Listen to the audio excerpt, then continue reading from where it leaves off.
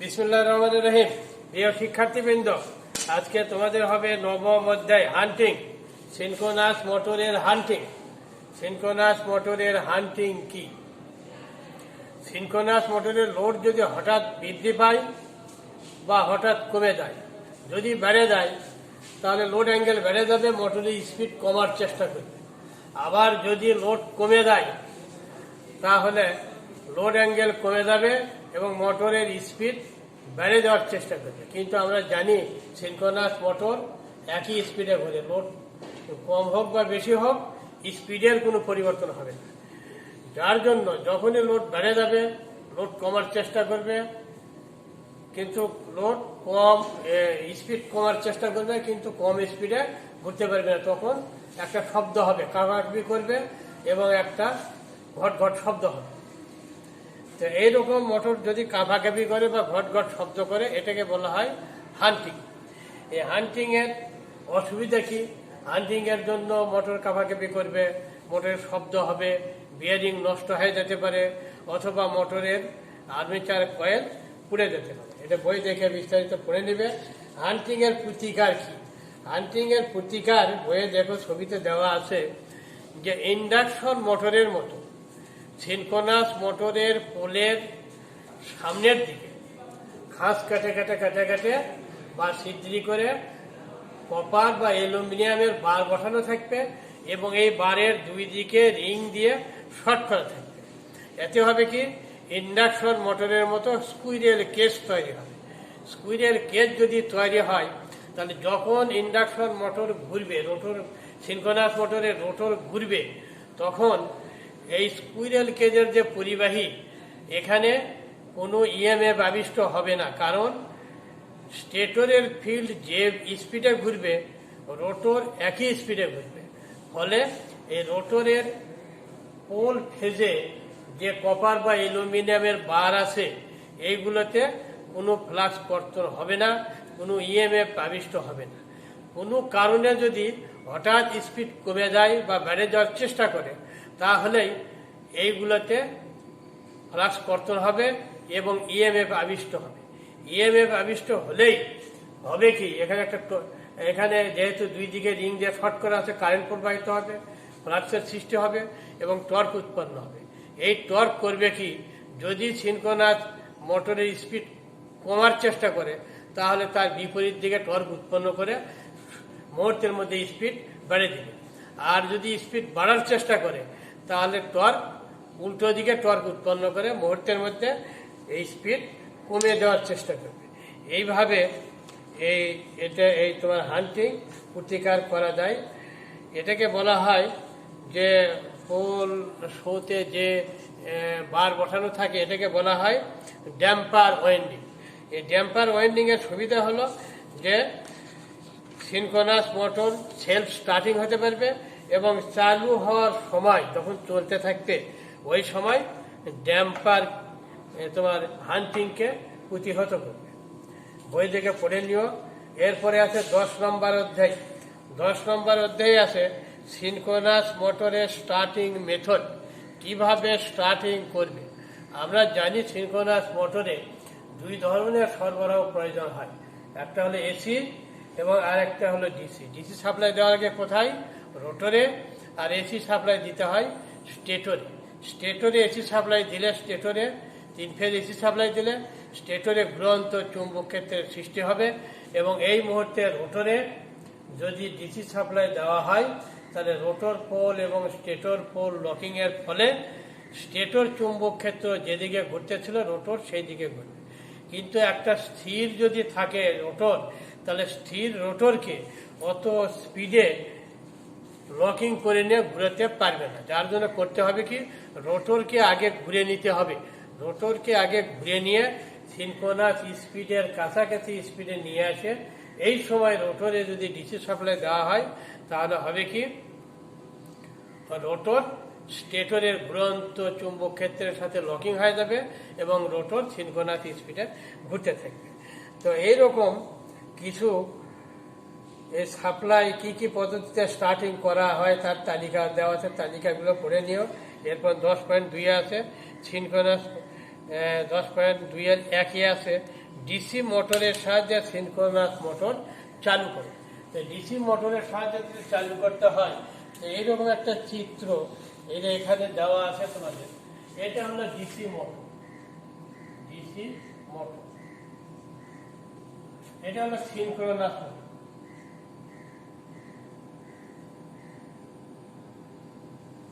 Synchronous motor এটা হলো Exeter, DC motor, Exeter এবং ডিসি মোটর, এটা বলে এক্সাইটার। এক্সাইটার মানে কিসের? এই সিনক্রোনাস মোটরের রোটরে ডিসি সাপ্লাই দেওয়ার জন্য এক্সাইটার। এখন এটা চালু করবে কিভাবে? চালু করার জন্য প্রথমে করতে হবে কি, এই ডিসি মোটর, ডিসি এখানে সাপ্লাইতে ডিসি মোটর ঘুরাতে হবে।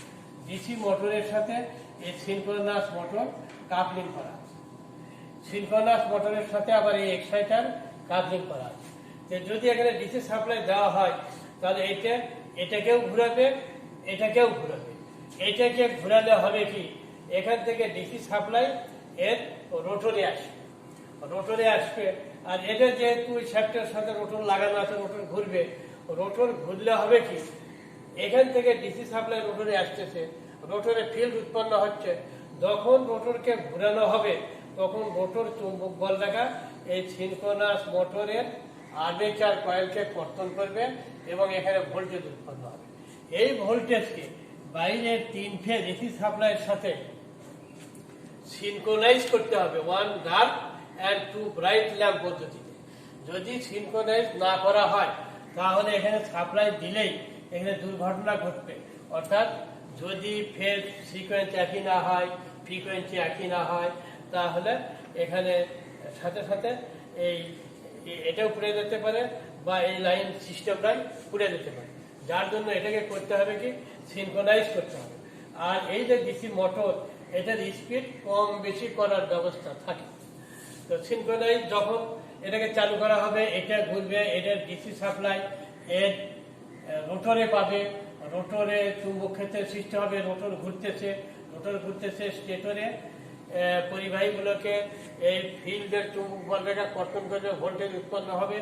এই ভোল্টেজের সাথে এই ভোল্টেজ, এই 3 ফেজ বাইরের সাপ্লাই ভোল্টেজ সিনক্রোনাইজ করতে হবে। সিনক্রোনাইজ করে যখন দেখা যাবে যে হ্যাঁ 1 ডার্ক অ্যান্ড 2 ব্রাইট ল্যাম্প পদ্ধতিতে ঠিক আছে, ওই মুহূর্তে এই সুইচ অন করে দিতে হবে এবং এই সুইচ অফ করে দিতে হবে, এই কাপলিং খুলে দিতে হবে। তখন হবে কি, এটা সিনক্রোনাস স্পিডে চলবে এবং এই এক্সাইটার এটা লোড হিসেবে থাকবে, লোড হিসেবে থাকবে। এখান থেকে ডিসি সাপ্লাই পাবে স্টেটরে, রোটরে, এবং স্টেটরে সাপ্লাই পাবে এখান থেকে। ফলে সিনক্রোনাস মোটর চলতে থাকবে। এটা অফ করে দিয়ে এখন এই সিনক্রোনাস মোটরের সাথে অন্য লোড লাগানো যাবে। এটা বই দেখে ভালো করে পড়ে নেবে। এরপরে আরেকটা দেওয়া আছে এক্সাইটারের সাহায্যে, এক্সাইটারের সাহায্যে, অর্থাৎ এক্সাইটার বলতে যে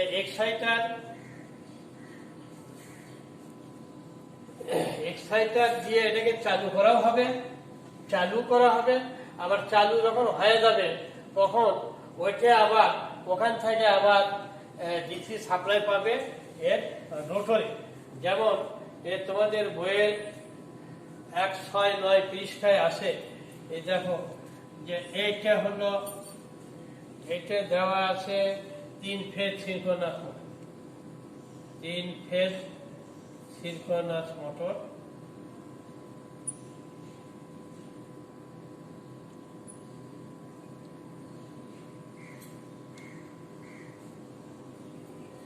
এটা 3 ফেজ সিনক্রোনাস মোটর এইভাবে দেওয়া আছে।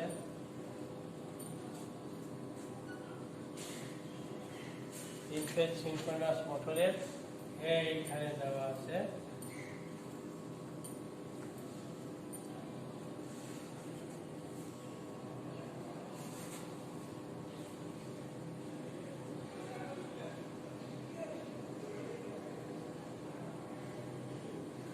এটা হলো সিনক্রোনাস মোটর।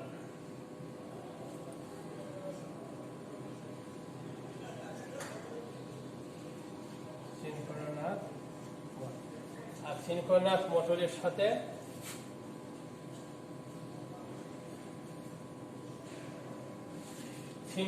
মোটরের সাথে এই যে ডিসি জেনারেটর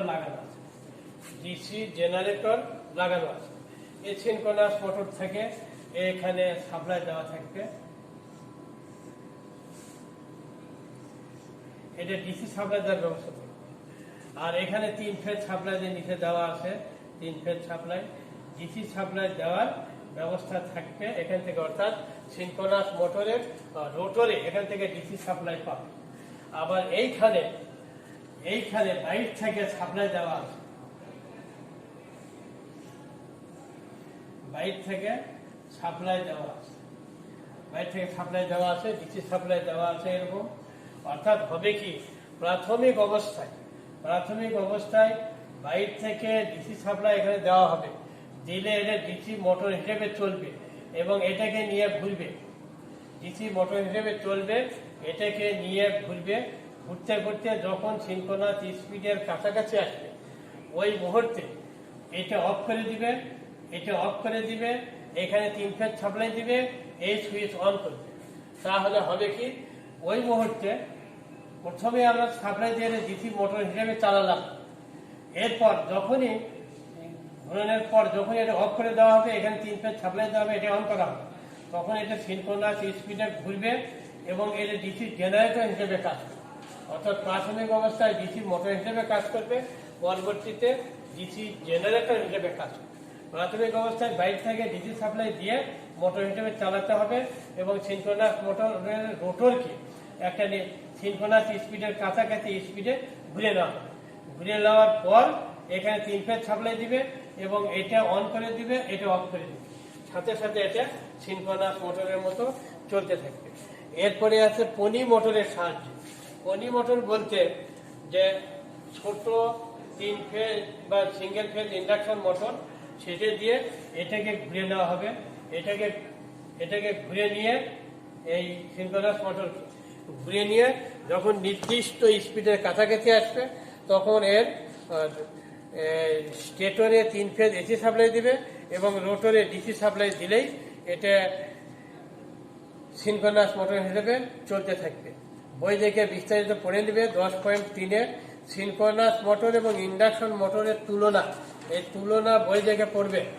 এরপরে আসতেছে 11 নম্বর অধ্যায়, সিনক্রোনাস কন্ডেন্সার। সিনক্রোনাস মোটরকে যখন ওভার এক্সাইটেশনে নো লোড অবস্থায় পাওয়ার ফ্যাক্টর উন্নয়নের কাজে ব্যবহার করা হবে, তখন সেটাকে বলা হয় সিনক্রোনাস কন্ডেন্সার। তাহলে সিনক্রোনাস মোটরকে যখন ওভার এক্সাইটেশনে পাওয়ার ফ্যাক্টর উন্নয়নের জন্য নো লোড অবস্থায় ব্যবহার করা হবে, তখন সেটাকে বলা হয় সিনক্রোনাস কন্ডেন্সার। এই সিনক্রোনাস কন্ডেন্সার দিয়ে পাওয়ার ফ্যাক্টর কিভাবে ইমপ্রুভ করবে তার কিছু সমস্যা আছে, সমস্যা দেখে দেই। 11.1 বই দেখে পড়বে। 11.2 সিনক্রোনাস মোটর সিনক্রোনাস কন্ডেন্সারের পার্থক্য পড়বে। সিনক্রোনাস মোটর এবং কন্ডেন্সারের সাহায্যে পাওয়ার ফ্যাক্টর উন্নয়ন। 11.3 এই 11.3-এর কিছু দেখায়, আমি অঙ্ক করাই। ক্যাপাসিটর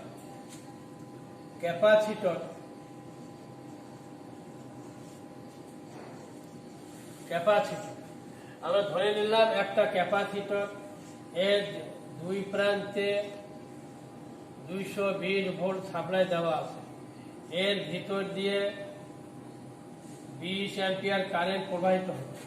তাহলে এর অ্যাক্টিভ পাওয়ার কত হবে? এর অ্যাক্টিভ পাওয়ার কত হবে? অ্যাক্টিভ পাওয়ার হবে যে রিঅ্যাক্টিভ পাওয়ার কত হবে? রিঅ্যাক্টিভ পাওয়ার কত হবে? রিঅ্যাক্টিভ পাওয়ার হবে এত গুণন এত। এর একক কি হবে? Volt ampere. আর অ্যাপারেন্ট পাওয়ার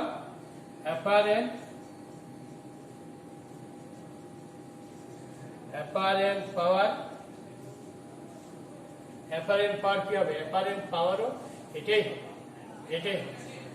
আপাত পাওয়ারও যা হবে, রিঅ্যাক্টিভ পাওয়ারও তাই হবে, কিন্তু এর কোনো অ্যাক্টিভ পাওয়ার থাকবে না।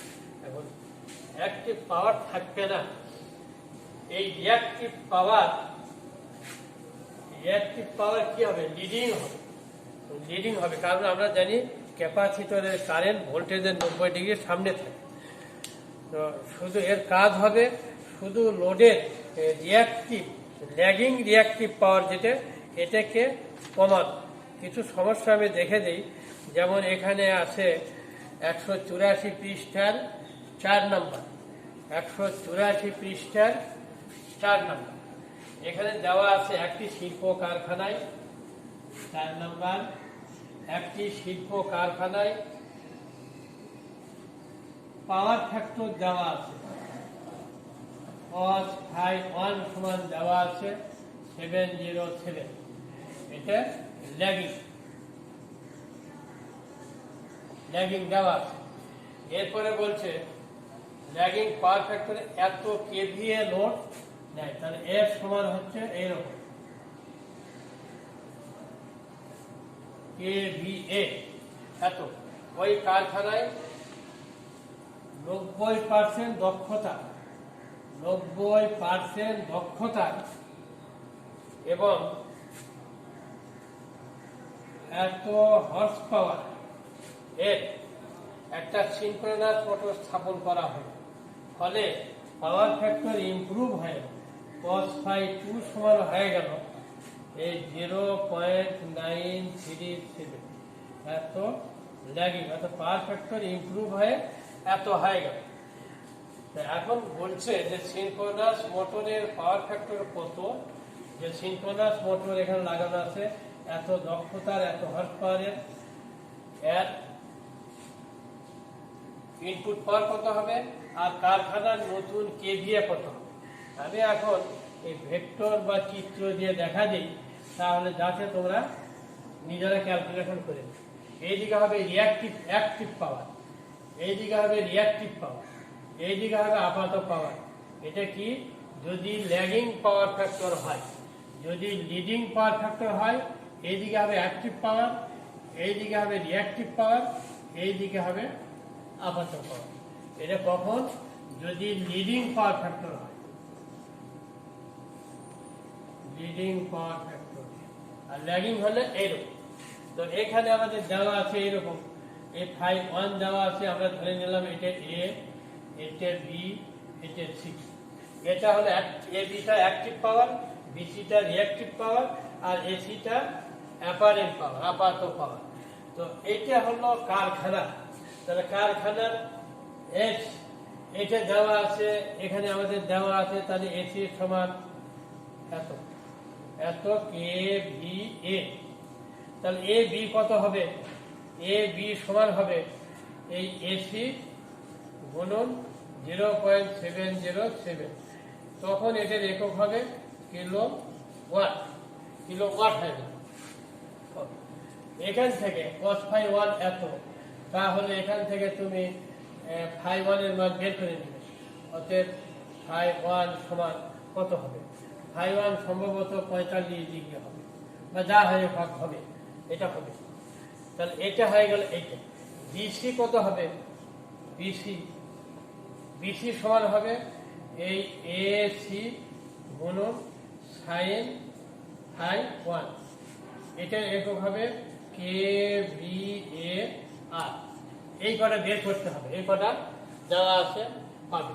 এখন বলছে যে একটা ইন্ডাকশন মোটর লাগানো আছে এত হর্স পাওয়ার, সিনক্রোনাস মোটর, তার মানে এত হর্স পাওয়ার লোড বহন করতেছে, সাথে সাথে পাওয়ার ফ্যাক্টর ইমপ্রুভ করতেছে। তাহলে এটা হলো অ্যাক্টিভ পাওয়ার। এই অ্যাক্টিভ পাওয়ার যদিও সিনক্রোনাস মোটরের এইদিকে হবে, কারণ লিডিং পাওয়ার ফ্যাক্টর চলতেছে, অ্যাক্টিভ পাওয়ার তো এইদিকে, তাহলে অ্যাক্টিভ পাওয়ার এইদিকে। এটা ধরলাম আমি ডি। তাহলে বিডি কত হবে? এই ডি সমান হবে, ওটা অ্যাক্টিভ পাওয়ার দেওয়াই আছে 500 হর্স পাওয়ার, কিন্তু এটা হলো আউটপুট, আর এত দক্ষতা আছে, তাহলে ইনপুটটা নিতে হবে আমাদের। তাহলে বিডি হবে এই আউটপুটকে এই দক্ষতা দিয়ে ভাগ করতে হবে। তাহলে ভাগ বক্ষতা 0.90, এটাকে হর্স পাওয়ার করলে কত 746 ওয়াট করলে 746 যে গুণ করতে হবে, কিলো ওয়াট করলে এই যে গুণ করতে হবে, তাহলে এটা হবে এত কিলো ওয়াট, এইখানে যোগ হবে। এরপর এটার প্যারালাল একটা লাইন আমি টানে নেই, এটার প্যারালাল একটা টাইম লাইন টানে, এটা সলিড লাইন টানে, এটার প্যারালাল এটা, এটার প্যারালাল আচ্ছা, তাহলে এটা দেওয়া হবে, এটাও তাই, এটা দেওয়া হবে, এটাও তাই। এটার ভেক্টর চিত্র কিন্তু এরকম, এখানে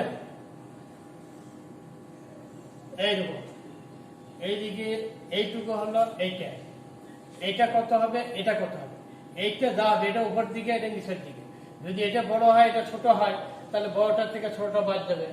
এখানে পাওয়ার ফ্যাক্টর ইউনিটিও হয়নি, লিডিংও হয়নি, বলছে ল্যাগিং এত হয়ে গেছে, তার মানে এটার মান ছোট, এটার মান বড়। কারণ এইটুকু যেটা এক জায়গায় হয়, এটা থেকে বাদ যাবে, বাদ গেলে ধরে নাও যে এইটুকু হবে, তাহলে বি সি জি, এটা ধরলাম ই, এটা ধরলাম এফ, এই ই এফ আর এইটুকু সমান হবে। আর এটা কোনটা হবে, এইটা হবে, এইটা আর এটা তো প্যারালাল, তাহলে এটা সমান করে এই সিই, সিই আর এটা সমান, এটা হবে এই সিনক্রোনাস মোটরের কেভিএ লোড, এটা সিনক্রোনাস মোটরের কেভিএআর লোড, এটা সিনক্রোনাস মোটরের কিলোওয়াট লোড। এই কিলোওয়াট লোড এইদিকে আমরা, আর এটা হলো কেভিএআর লোড, এটা কেভিএ লোড। এখন এইখান থেকে আমাদের হিসাব নিকাশ করে বের করতে হবে, এটা ফাই 1, এইটা হলো ফাই 2। আমাদের দেওয়া আছে cos ফাই 2 সমান দেওয়া আছে 0.937, এখান থেকে ফাই 2 কত হবে বের করে দিই।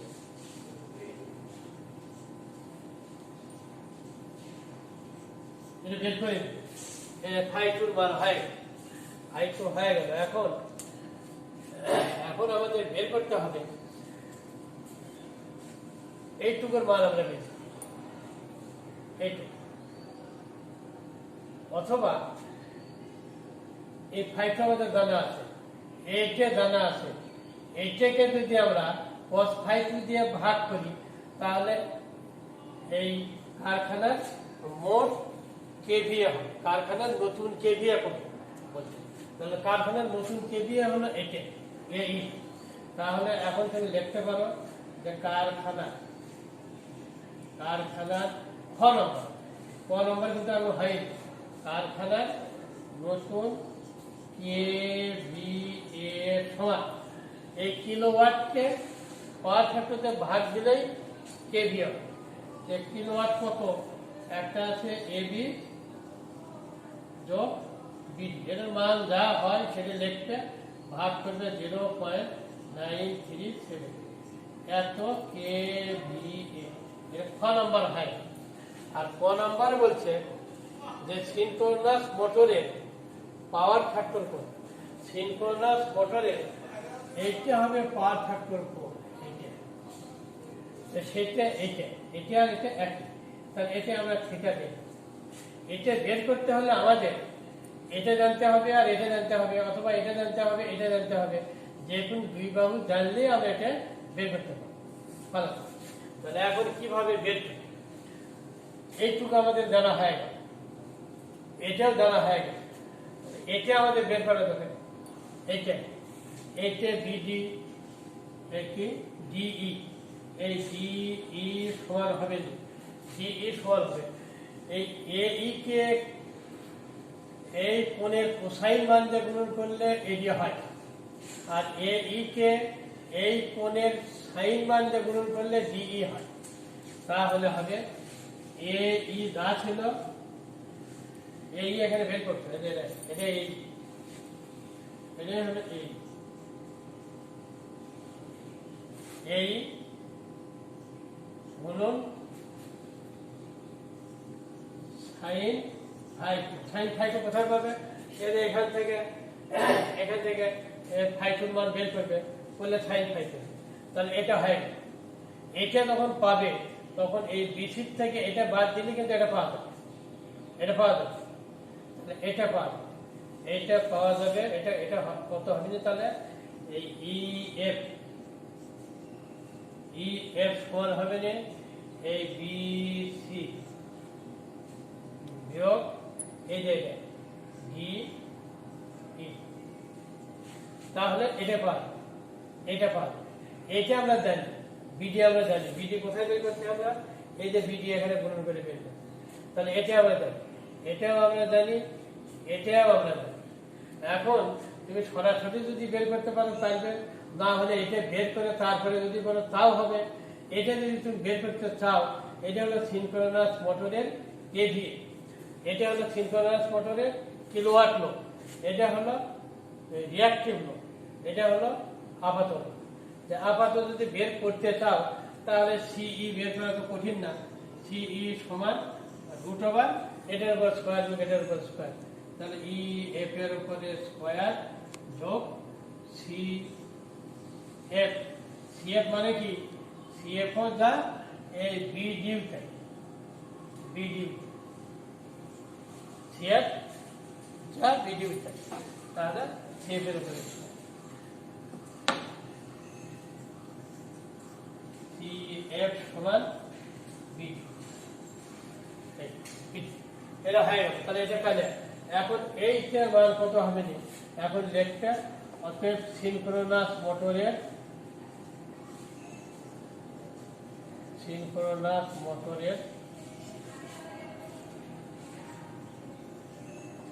পাওয়ার ফ্যাক্টর সমান cos থিটা সমান, এটা সমান কি হবে, cos থিটা ভূমি ভাগ অতিভুজ, এটা ভাগ এটা, CF ভাগ CE সব এখানে আছে, এই যে CE আছে, তারপর CF CE CF নয় CE হলো, CF কোথায়, EF হলো এই যে CF মানে যেটা, এটা CF, তাহলে এটা যা হয় এটার একক কি হবে, এটার একক লিখবে লিডিং, কারণ এটা এইখানে আছে, এর সাথে রেজাল্টেন্ট মান এটা হয়। এইভাবে করে বই দেখে প্র্যাকটিস করবে, এরপরে ক্যাপাসিটরের সাহায্যে দেখে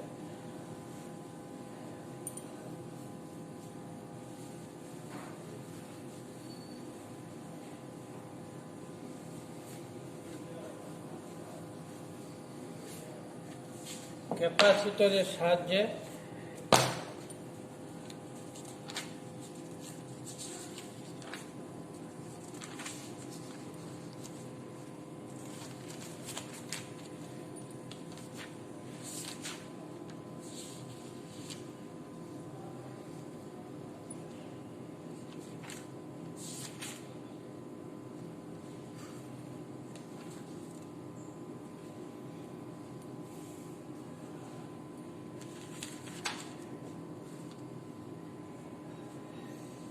এই 22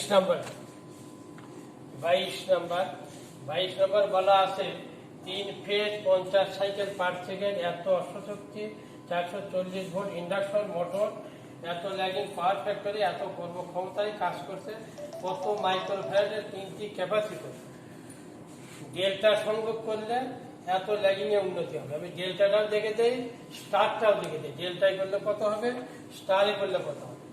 22 নম্বর তোমাদের বইয়ের 22 নম্বর এখানে বলা আছে 3 ফেজ 50 সাইকেল, 3 ফেজ 50 সাইকেল, এত হর্স পাওয়ার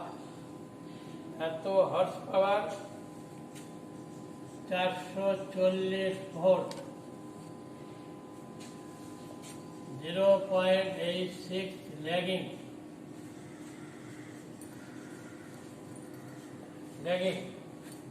পাওয়ার ফ্যাক্টরে এত পার্সেন্ট দক্ষতায়, এত পার্সেন্ট দক্ষতায় কাজ করছে। একটা ইন্ডাকশন মোটর, এত হর্স পাওয়ারের ইন্ডাকশন মোটর কত পার্সেন্ট দক্ষতায়, এত ল্যাগিং পাওয়ার ফ্যাক্টরে, এত ভোল্ট, এত সাইকেল 3 ফেজ সরবরাহ দেওয়া আছে। এখন বলছে কত মাইক্রোফ্যারাড মানের 3টি ক্যাপাসিটর, একবার স্টার সংযোগ করলে আর একবার ডেল্টা সংযোগ করলে পাওয়ার ফ্যাক্টরের মান 0.92 ল্যাগিং হবে। তাহলে এইটা বের করতে হবে। তাহলে আগের মতোই যে মোটরের এই ভেক্টর ডায়াগ্রাম যেহেতু ল্যাগিং পাওয়ার ফ্যাক্টরে আছে এরকম হবে, এটা এ, এটা বি, এটা সি। এটা হবে ইন্ডাকশন মোটরের অ্যাক্টিভ পাওয়ার, রিঅ্যাক্টিভ পাওয়ার, অ্যাপারেন্ট পাওয়ার। অ্যাক্টিভ পাওয়ার কি? এটা হলো আউটপুট, কিন্তু ইনপুট নিতে হবে। তাহলে এখান থেকে এ বি সমান হবে, এটা হলো আউটপুট, ইনপুট হবে দক্ষতা দিয়ে ভাগ দিতে হবে। তাহলে এই 60 বর্ষ ক্ষমতা গুণন 746 দিলে কিলোওয়াট হবে।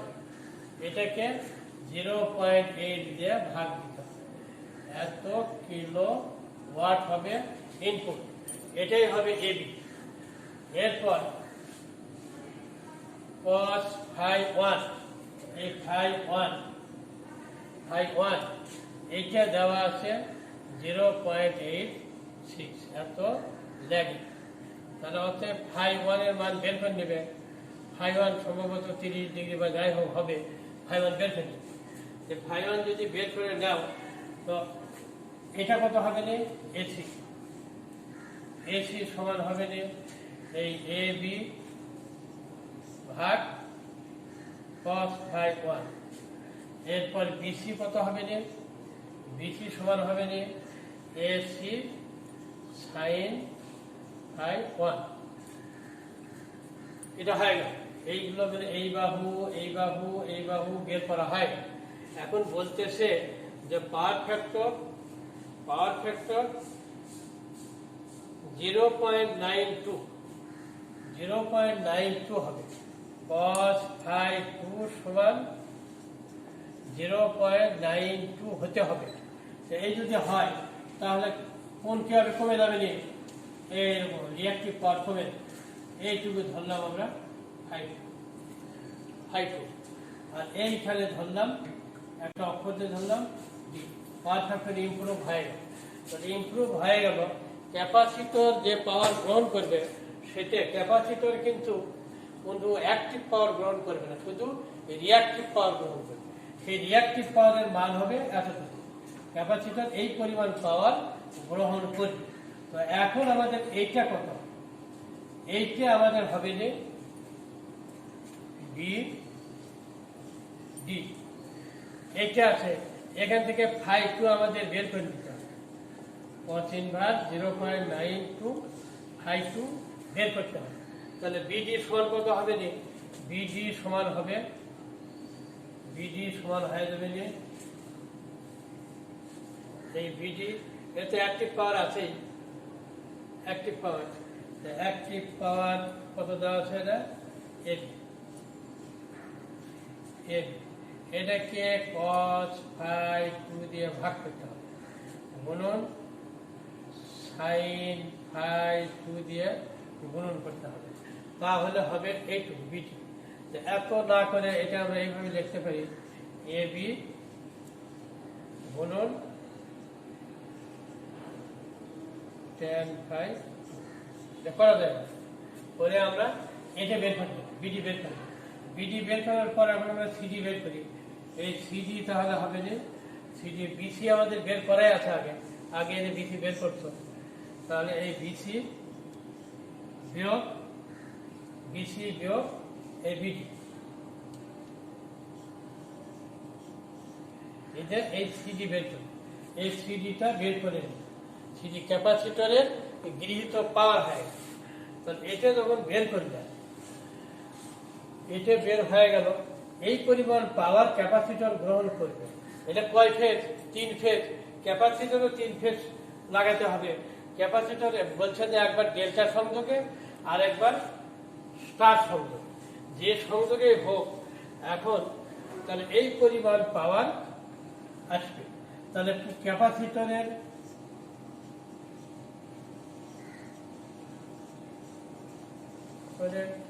গৃহীত মোট পাওয়ার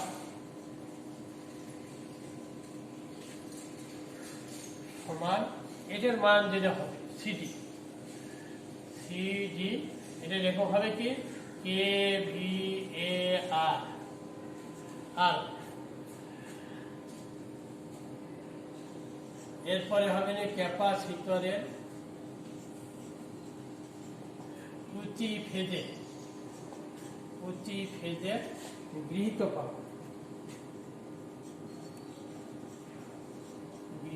পাওয়ার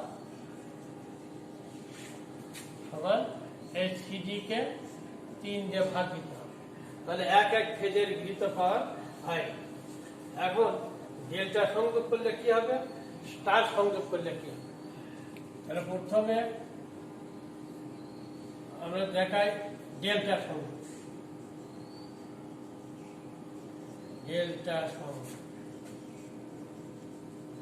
প্রতি ফেজের গৃহীত পাওয়ার আমাদের হয়, আমরা এটাকে আমরা লিখি হয়তো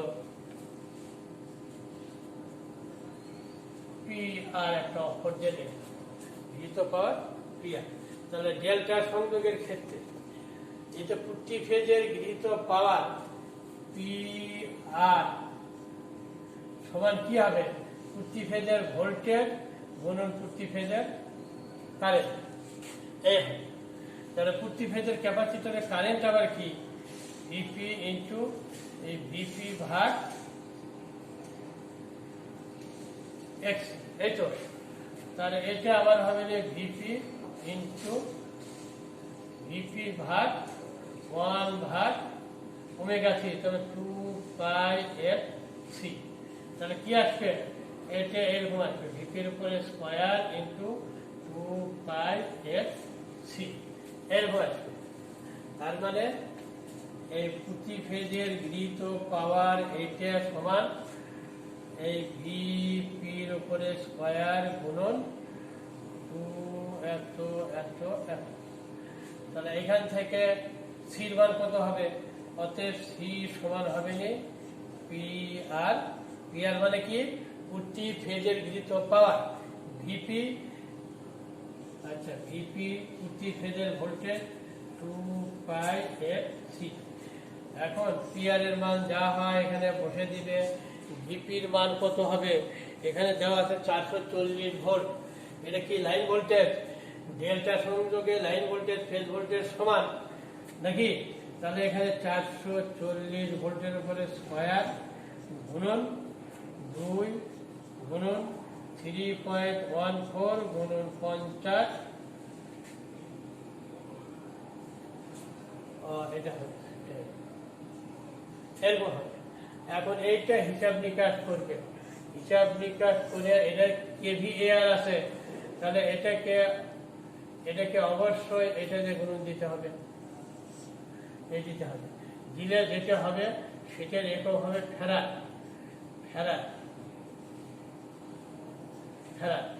এই ফ্যারাডকে যদি আবার 10⁶ দিয়ে গুণন দাও তাহলে তখন হয়ে যাবে মাইক্রো ফ্যারাড। হিসাব নিকাশ করবে, এর সাথে মিল করবে, এটা ডেল্টা সংযোগ। এখন যদি স্টার সংযোগে হয়, স্টার সংযোগে হলে এই পর্যন্ত ঠিকই আছে, এইখানে আছে শুধু হবে কি, এই স্টার সংযোগে ফেজ ভোল্টেজ কি হবে, এই লাইন ভোল্টেজের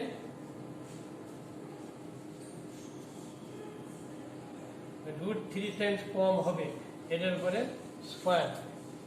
তার মানে উপরে আবার 3 গুণ হবে। হিসাব নিকাশ করলে যা হবে তত ফেরাড হবে। এভাবে ক্যাপাসিটরের হবে। আমার মনে হয় তোমরা এগুলো পারবে, প্র্যাকটিস করবে, আর প্র্যাকটিস না করলে পরীক্ষার হলে যে পারবে। আজকে এই পর্যন্তই থাক।